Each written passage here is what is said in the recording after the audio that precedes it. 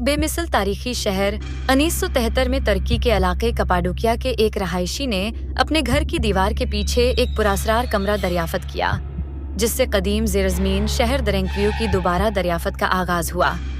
یہ شہر بنیادی طور پر فریجین قوم نے تعمیر کیا تھا، جو لوہے کے دور کے ماہر فن تعمیر تھے، اور انہوں نے یہ عظیم کارنامہ قبل مسیح 12ویں سے 7ویں صدی کے دوران سر انجام دیا۔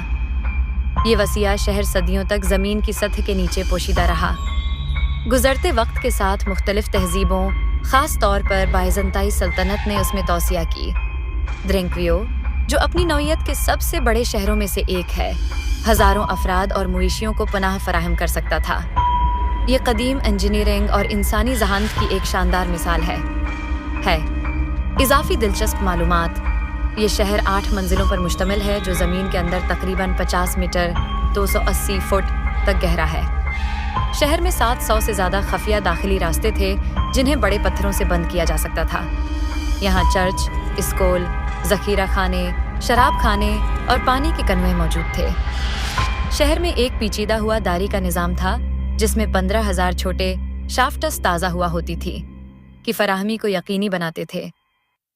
یہ شہر خاص طور پر دشمن کے حملوں سے بچنے کے لیے تعمیر کیا گیا تھا، اور اس میں 20,000 تک افراد آسانی سے پناہ لے سکتے تھے۔